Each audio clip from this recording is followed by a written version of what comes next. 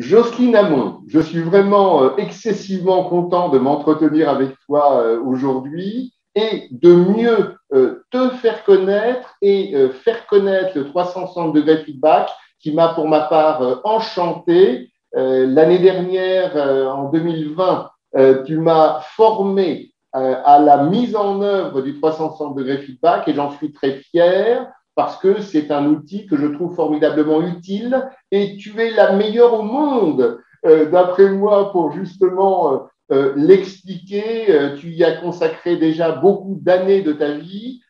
Pourquoi Jocelyne Hamon, en tant que coach expérimenté, pourquoi t'es-tu engagée à ce point dans la diffusion et la mise en œuvre du 360 degrés feedback?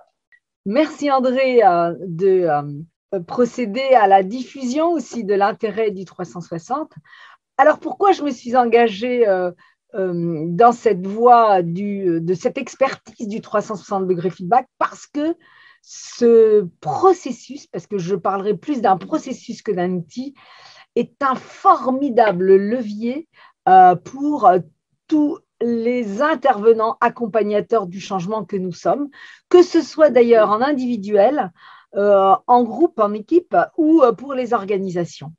C'est un processus qui repose sur le don et qui va permettre de prendre connaissance de ses points forts et de ses axes de progrès et d'enclencher un changement qui va être bénéfique pour tout le monde, bénéfique pour la personne concernée qu'on appelle le bénéficiaire qui va faire un 360, qui va bénéficier d'un 360 pour tout son entourage, mais aussi pour bien sûr l'organisation qui va payer ce 360 et puis pour le coach qui va démontrer la puissance de ses interventions. Et oui, et j'ai vraiment hâte de le faire à grande échelle grâce à l'ensemble des fondations que tu as partagées avec moi. Pourquoi originellement, sans rentrer dans les détails, cet outil, ce processus a-t-il été conçu? Quelle source, quelle racine a-t-il? Alors, sans remonter dans l'histoire, mais je dirais que dans l'entreprise, les premières applications ont vu le jour aux États-Unis dans les années 1950 parce que l'on voulait sortir de la simple évaluation du supérieur hiérarchique et permettre aux potentialités de pouvoir s'épanouir et se déployer dans l'entreprise. Et donc, en recueillant les avis conjugués de tout l'entourage, on n'avait plus uniquement l'avis et finalement la décision du simple hiérarchique, mais on avait une vision beaucoup plus contrastée et riche de l'ensemble de l'entourage du bénéfice. C'est ça, hein, véritablement, grâce au 360 degrés feedback, c'est le manager, les managers même à plusieurs niveaux hiérarchiques, les équivalents, les pairs et même les gens pour les managers qui sont dans leurs équipes et l'entourage, l'écosystème, comme tu me l'as appris, qui peut contribuer à permettre à quelqu'un de savoir comment il est perçu. Hein. Quel type de bénéfices ont véritablement reçu les bénéficiaires, ceux qui ont fait le 360 degrés feedback? Alors, ce qu'il faut savoir, c'est que le 360 degrés feedback est un processus qui va permettre de confronter l'image que quelqu'un a de ses compétences de savoir-être, des compétences de type transverse que sont la communication, l'adaptation au changement, le management, le leadership, différentes compétences de transverse. Donc, il va comparer l'image qu'il a de ses compétences, ce bénéficiaire, avec l'image que lui renvoie l'ensemble de l'entourage.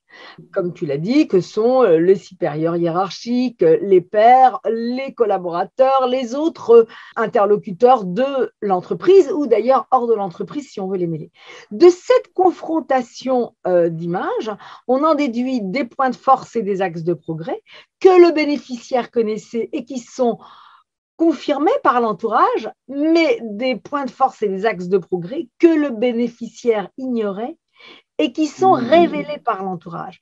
Le 360, c'est le premier bénéfice, un formidable processus de connaissance de soi qui repose sur des éléments tangibles que sont les recueils des perceptions de l'entourage.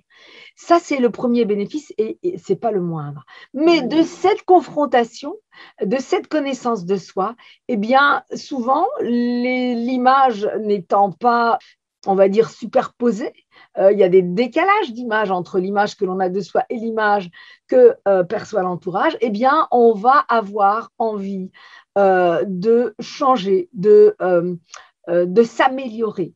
Et donc, le 360 est un formidable outil de déclenchement et d'accompagnement du changement. Et quasiment un guide pour le faire, pour les gens qui en bénéficient. Comme bénéfice, eh bien, quand on va demander à des personnes, donc l'entourage du bénéficiaire, de contribuer finalement à la progression, à l'amélioration de ce même bénéficiaire en partageant leur perception, eh bien, on va déclencher aussi de l'engagement, de la mobilisation dans cet entourage et notamment auprès des collaborateurs, et ce qui n'est pas rien. Et oui, bien sûr. Bien sûr, il y a des tas d'autres, comment dire, bénéfices, mais on va se concentrer sur cela. Et oui, et ce que j'ai constaté grâce à toi, c'est que les gens consultés ont plaisir à le faire pour aider la personne qui leur demande. Parce qu'en réalité, les personnes adorent aider d'autres personnes, même quand elles ont quelques frictions dans le passé.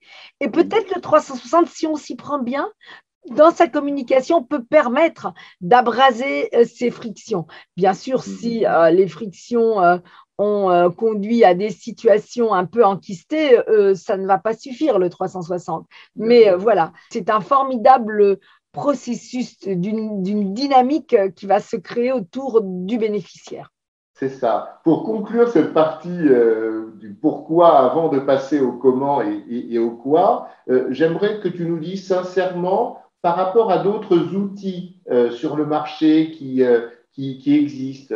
J'ai en tête le MBTI, quelques autres. Comment tu positionnes le 360 degrés feedback et pourquoi tu conseilles plutôt à tes interlocuteurs qui deviennent tes clients et les miens aussi pour mes interlocuteurs, pourquoi tu les conseilles de s'engager justement dans le 360 degrés feedback plutôt que d'autres outils?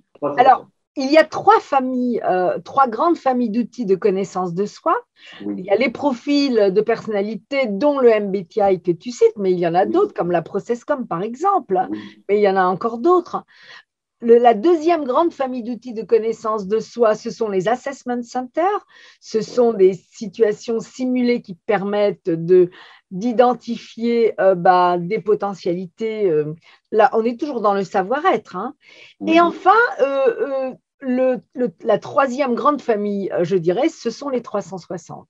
Les 360 ont quelque chose que n'ont pas les autres, puisque les autres reposent sur de l'autodéclaratif. Le 360 mêle l'autodéclaratif, puisque la personne, le bénéficiaire, va lui-même répondre à ce questionnaire, puisqu'on va comparer son image à lui avec l'image de l'entourage, mais mêle bien, effectivement la perception de tout l'entourage. Et là, on va sortir de l'autodéclaration, parce qu'on peut très bien ne pas se connaître véritablement.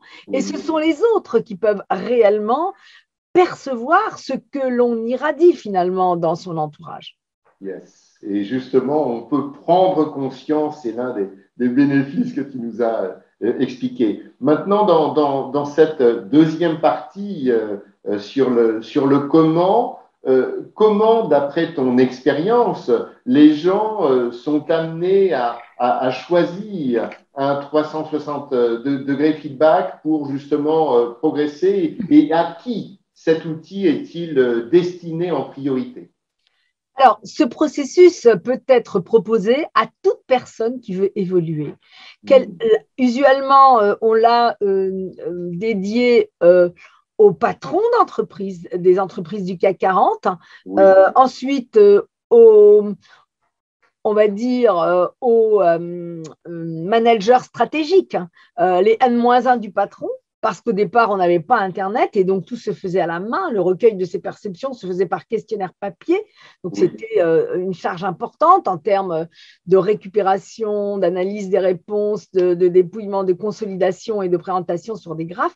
Avec Internet, tout ce processus-là est largement facilité. Et donc, aujourd'hui, tous ceux qui veulent développer leurs compétences de savoir-être, eh bien, peuvent utiliser le 360 feedback. Au sein de la plateforme que j'ai mise à disposition sur Internet, eh bien, on a du manager hiérarchique avec le questionnaire 360 leadership au collaborateur qui n'a aucune responsabilité hiérarchique ni transversale en termes de management. Et donc, on voit bien que voilà, on peut ça peut toucher finalement n'importe qui dans l'entreprise qui a envie d'évoluer, qui a envie de se développer. Alors, comment on fait pour convaincre les personnes? Oui. C'est ça qui est très fort, c'est avec le cadre que l'on utilise pour justement le déployer, qui est un cadre sécuritaire.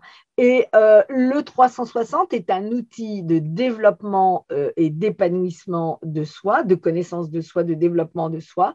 Et donc, le premier argument, c'est que le rapport 360 ne va être transmis qu'au seul bénéficiaire.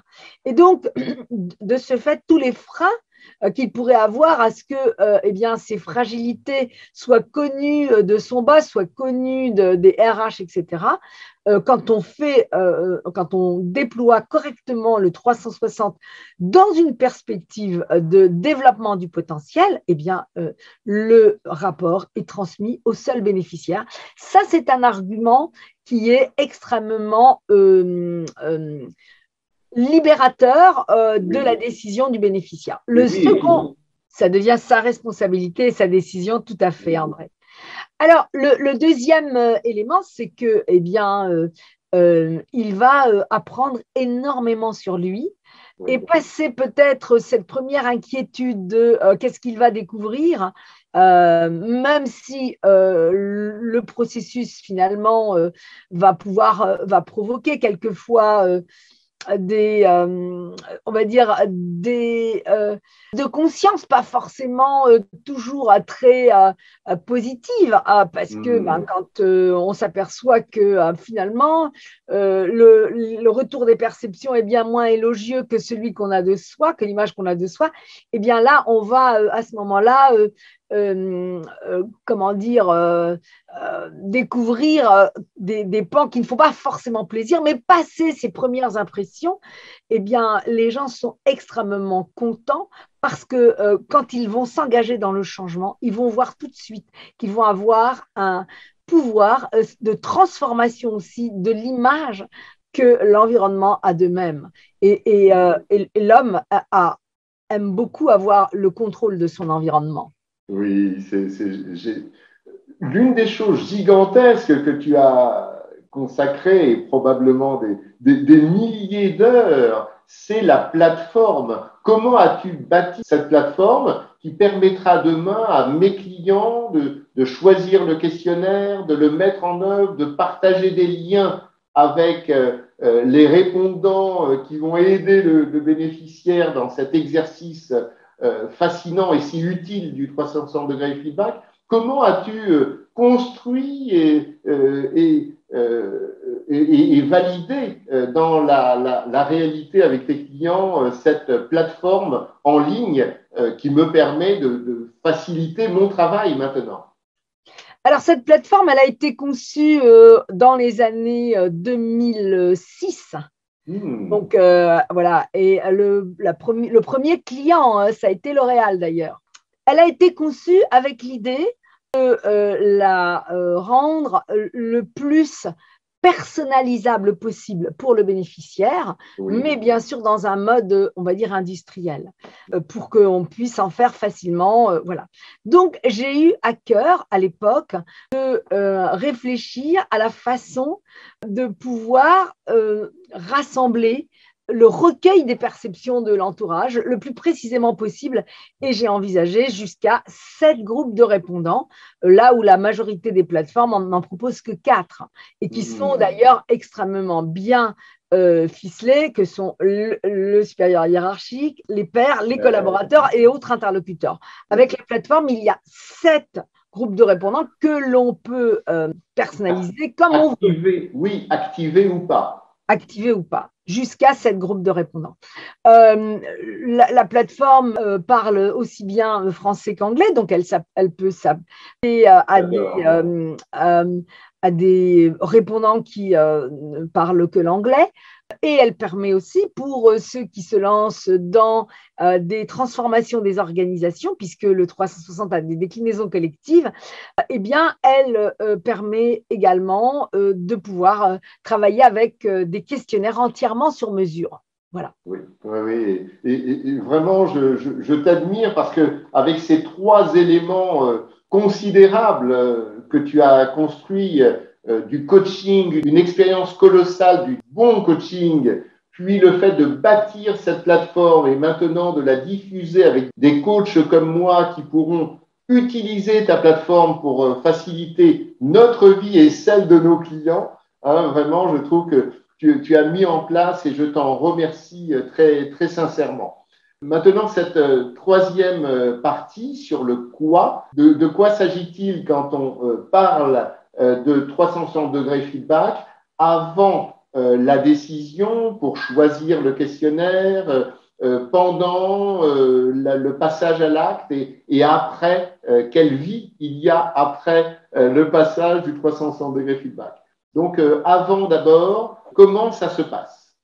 Alors, en fait, le processus que j'applique, que je promeus et que j'enseigne dans mes formations, repose sur, en gros, 3 séances. La première étant le lancement de la démarche, où on va, puisque là, on a déjà la commande du 360, on va, avec le bénéficiaire, l'aider à choisir ses répondants, à les structurer par groupe d'acteurs homogènes. On va l'aider à choisir le questionnaire qui va être le plus adapté à sa situation, et on va aussi l'aider à communiquer à ses répondants, puisque dans tout le processus, le bénéficiaire va être acteur. Donc après, ce sont ces éléments-là que l'on va insérer, que les coachs comme toi peuvent utiliser la plateforme en toute autonomie et vont l'insérer dans la plateforme, ces données, pour que la plateforme envoie les questionnaires, recueille et enregistre les réponses, relance les répondants retardataires et enfin puisse éditer le rapport. Ce rapport qui va servir ensuite dans une première séance qui va être préparée par le bénéficiaire. On va lui transmettre à la fois les consignes de préparation et son rapport, d'identifier, de bien s'assurer qu'il a bien compris ce que l'entourage lui a finalement dit, et de voir par rapport à sa situation, par rapport aux enjeux de son poste, quels sont les 3 axes sur lesquels il faut se concentrer pour faire la différence dans sa vie professionnelle, dans son évolution. Ensuite, on va l'inviter à partager ses axes de progrès, puisque de cette restitution, on va produire l'identification de 2-3 axes de progrès majeurs. Qu'il valide lui-même et qu'il partage. Est-ce qu'il partage ces axes toujours avec son manager et avec une RH ou alors, les deux alors, il est préférable qu'il partage de toute façon pour derrière être supporté dans l'environnement. Voilà. Mais il y a des cas, finalement, quand on déploie des 360 pour des dirigeants, ils n'ont pas véritablement toujours de hiérarchique avec qui partager. Mais il faut s'intéresser aussi au relayage du 360 une fois qu'on est parti de l'entreprise, comment les choses vont se passer, et si on met des points d'ancrage dans le suivi, finalement, voilà. Et ça va engager aussi le bénéficiaire finalement en ayant partagé avec son hiérarchique. Peut-être qu'il va aussi avoir des compléments d'informations qu'il n'avait pas parce qu'il y a des réponses du hiérarchique qui sont des fois interpellantes et c'est l'occasion de discuter, d'échanger. C'est toujours extrêmement positif. Et puis ensuite, eh bien, on va avoir dernière séance avec le coach qui est l'élaboration du plan de progrès qui, cette séance aussi, est préparée par le bénéficiaire sur la base des consignes que l'on va lui donner, comment on rédige un plan de progrès, de façon à ce qu'il reparte avec un plan de progrès, avec des objectifs et des indicateurs mesurables associés à ces objectifs. Complètement. Et ce que j'ai adoré avec toi, c'est que chaque étape de la prise de connaissance de la mise en œuvre du 360 degrés feedback jusqu'à la fin de la mission temporaire qui consiste à mettre en place, structurer, formaliser, et tu m'as appris plein de choses aussi à ce moment-là dans la formalisation du plan de progrès en KPI opérationnel pour la personne et utile, eh bien tout ceci est balisé grâce à ton travail de structuration colossal qui te permet aujourd'hui de former des dizaines de coachs à la mise en œuvre de ceci. Et je suis fier d'en faire partie. Jocelyne, vraiment, je tiens ici aussi à te dire à quel point tu m'as apporté dans ma vie, pas seulement ma vie professionnelle. Tu dis souvent que tu es aujourd'hui dans la deuxième partie, dans la deuxième moitié de ta vie, tu es aujourd'hui dans une phase de transmission.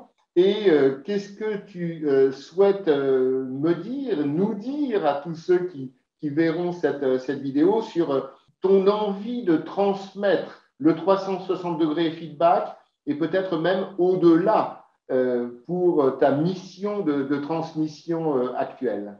Alors, on a parlé, merci, de ces retours que j'accueille avec beaucoup d'émotion, André.